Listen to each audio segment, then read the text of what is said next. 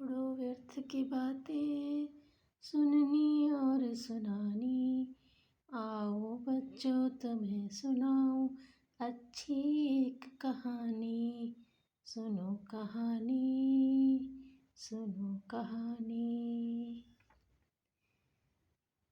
बच्चों, आज की कहानी मैं आपको सुनाने जा रही हूँ जिसका नाम है संगठन की शक्ति।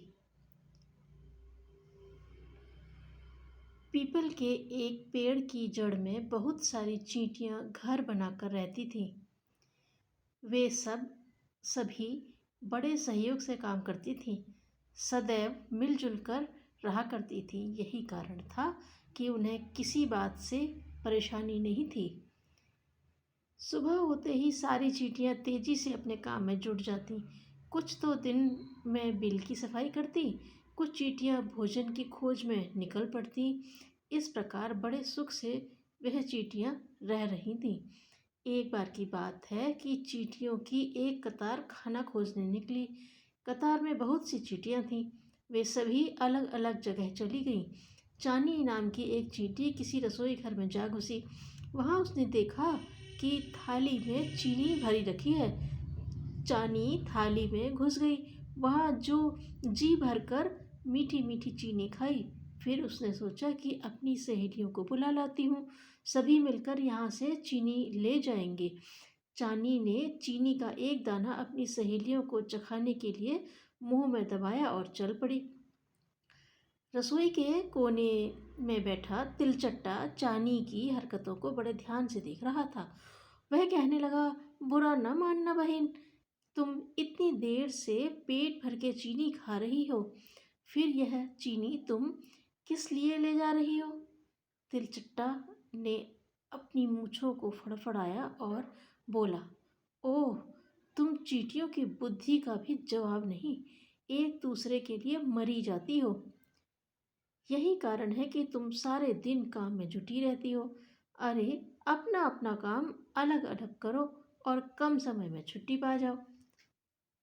पर दादा, साथ काम करने में मिलजुल कर रहने में जो आनंद है वह अकेले में कहाँ है? चानी ने पूछा। तिलचट्टा बोला, अरे, अकेले काम करने में तो और भी आनंद है। जल्दी से अपना काम करो, छुट्टी पाओ, फिर सारे दिन आराम करो। मुझे ही देखो, जब भूख लगती है खा लेता हूँ, फिर मज़े से आराम करता हूँ। न किसी की चिंता, न किसी की परवाह। चानी चींटी भी तिलचट्टे की बातों में आने लगी। जैसा साथी होता है वैसे ही विचार बन जाते हैं। चानी सोचने लगी कि मैं सुबह से शाम तक भाग दौड़ करती ही रहती हूँ। मेरा पेट तो छोटा सा है, जल्दी ही भर जाता है। फिर दूसरों के लिए क्यों मरूं खपूं, क्यों ना अकेले ही रहूं? चानी तिलचट्टे से बोली, तुम ठीक कहते हो दादा, मैं भी तुम्हारे तरह मज़े से अकेले ही रहूंगी। फिर चानी लौटकर अपनी सहेलियों के पास नहीं गई। तिलचट्टे की कुसीख से उसका विचार बदल गए। वह सोचने लगी कि मैं रहूंगी कहाँ, जल्दी से नया घर बनाना चाहिए। पर इतनी जल्दी नया घर बनाना भी तो संभव नहीं था। सहसा चानी को पेड़ पर बने कोटर का ध्यान आया। उसने सोचा, ठीक है, कुछ दिन कोटर में ही रहूंगी, तब तक कुछ सामान जमा कर लूँगी, क्योंकि जल्दी ही सर्दियाँ आने वाली हैं। इसके बाद घर बनाऊँगी। चानी ने पेड़ के कोटर में अपने लिए सामान जमा करना शुरू कर दिया। वह बार बार रसोई घर में आती और चीनी के दाने को मुंह में दबाकर ले जाती। इस तरह उसने काफ़ी चीनी और अन्न इकट्ठा कर लिया। आते जाते वह अपनी सहेलियों से मुंह छिपाती थी, उनसे बचकर जाती थी, जिससे वे कुछ पूछे नहीं। चानी यही सोचती थी कि अब की सर्दियाँ बड़े आराम से बिना कुछ किए गुजारूंगी। पर चानी का सोचना भर ही रह गया। एक रात बड़ी तेज वर्षा हुई, खूब ओले पड़े। कोटर में अकेली पड़ी पड़ी चानी घबराने लगी। वह ठंड से ठिठुर जाती। उसे अपनी सहेलियों को मिट्टी के गर्म घर की याद आई। वर्षा होती जा रही थी। वर्षा की बौछारों ने चानी की सारी चीनी बहा डाली। सारा कोटर भीग गया। उसमें चानी का टिकना असंभव हो गया। जैसे तैसे वर्षा रुकी। चानी सूखी जगह की तलाश में कोटर से निकली, पर सारा पेड़ ही भीगा पड़ा था। कहीं पैर रखने की भी जगह नहीं थी। अब चानी घूमते घूमते थक भी बहुत चुकी थी। सहसा उसका पैर फिसला और वह नीचे गिर पड़ी। गिरकर वह बेहोश हो गई। सुबह जब धूप निकली तब बहुत सी चींटियां पीपल के पेड़ की जड़ में बने अपने घर में से निकल पड़ी। वह चिल्ला उठी, अरे यह तो चानी है। सप्ताह भर से हम इसे खोज रहे थे। सारी चींटियां चानी के आसपास जमा हो गईं। सभी ने मिलजुल कर उसकी सेवा की और जल्दी ही उसकी बेहोशी दूर कर दी।